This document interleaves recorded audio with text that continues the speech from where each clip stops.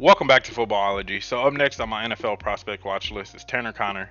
Now the way I found this guy, I was doing a random mock draft for some team that needed a receiver, and it was like seventh round, sixth or seventh round. I was like, sure, why not?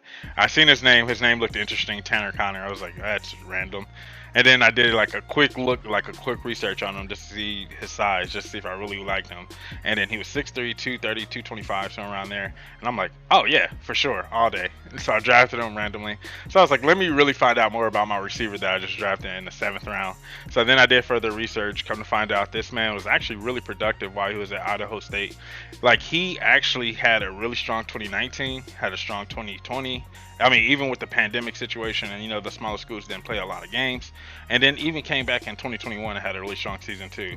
This guy has a track and field background, and it definitely shows up on film. When you watch him play and he gets the ball in the open field, he has a chance of taking it all the way. And he has a chance to really beat this guy. Now, something that I would say he lacks a little bit is probably his route running. His route tree seems very limited, but that's something that we can develop over time. Like we always talk about with these late round guys, do you have physical attributes that I can build upon? And he definitely has that.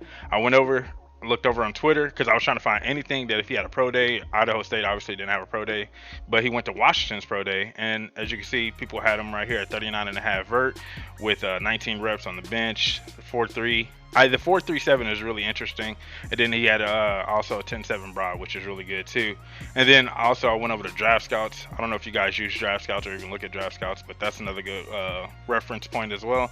They had him at a 4.5, so that 40 is really interesting. So we're gonna average it out and say it's about a 4.45, somewhere around there, about a 4.4. The bench reps are still the same. The vert's about the same.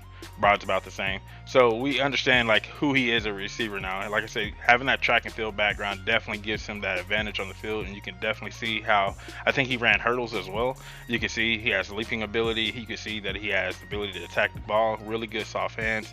I really like him as a receiver, especially as a late round prospect. Like, I would definitely take a flyer on this guy any day of the week. Then when it came to my NFL comparisons, this was the funny part. So when it comes to wide receivers, and we all have done it, I don't care who you are, big level expert, novice, whatever, we always tend to compare wide receivers to wide receivers. And I was getting ready to do that. Like, I was this close to doing it. And I was gonna say Jordy Nelson. That was the first thing that popped in my head. Jordy Nelson or the Jeff Janis, the other receiver in Green Bay that was in Green Bay at one point.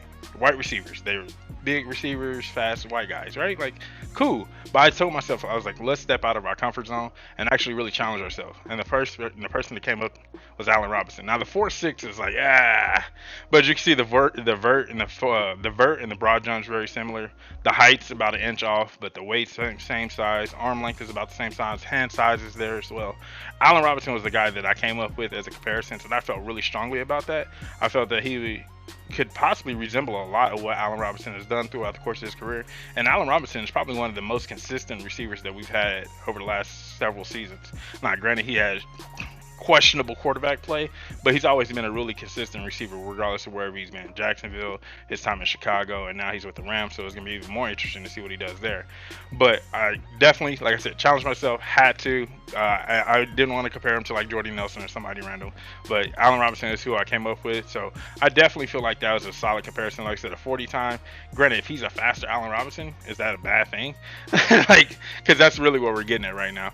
So Tanner Connor, put him on your watch list. Let me know what you think in the comment section below. Is he a receiver that you'd be interested in? Is he a guy that you think that your team should be interested in? And especially if we're talking about, a day 3 guy, a guy that you're easily going to take a flyer on. And I would definitely burn a 5th, 6th, or 7th round pick on him any day of the week. Don't see him going undrafted. With those numbers and him being at the Washington Pro Day, I don't see him going undrafted. I think he has the opportunity to go drafted somewhere in the 6th and 7th round for sure. He has something. He has physical traits. Might have wound up in Green Bay. You already know that storyline, right? So, but let's see what happened with him. I definitely like him. I think he has the potential to do something at the next level. Definitely has the skill set to do so. And I just want to put him on you guys' watch list. So like I said, if you like this video, give it a thumbs up. And if you're not a footballologist yet, I don't know what you're waiting on. Go on and hit that subscribe button today. Become a footballologist. And stay safe, football fans.